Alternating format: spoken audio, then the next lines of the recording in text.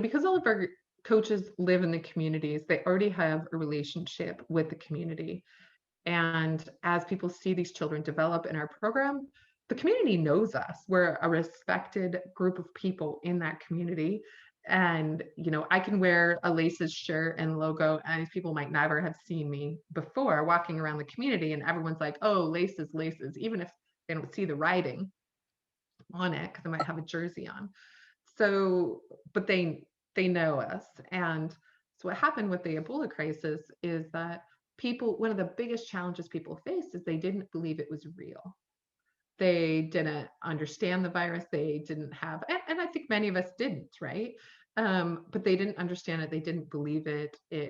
All kinds of theories came with it because the people who were telling them about it the most, they didn't trust, such as the government, or not that they didn't trust international NGOs, they just didn't know them. They weren't their neighbors, right? And Right. so we put our coaches together and we literally knocked door to door and we reached 15,000 people.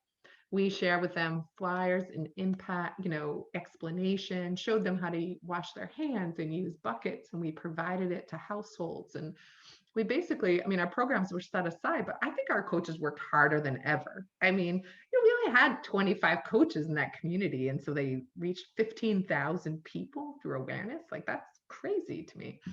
Um, the interesting thing is that a single person in that community had Ebola, got Ebola, but the very neighboring community 5 minutes down the road where, they weren't hearing the message and they weren't part of that.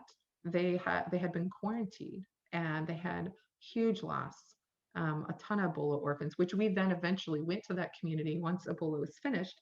And we invested in those children and helped them recover. We did trauma healing courses with them. One of the biggest things was that people in the community didn't want to be around these children because they had been Ebola orphans. Some of them had had Ebola and recovered from it, but people were scared of them. And to be honest, so were our coaches. We had to educate our coaches as well. Like, no, you can hug these children. They don't have Ebola anymore. They never had Ebola.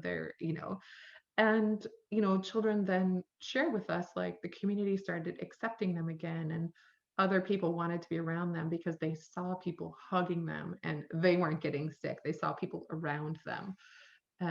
So I think truly it was our local impact, our local, what the core of the organization does in regards to everything being ran by locals is what saved people's lives.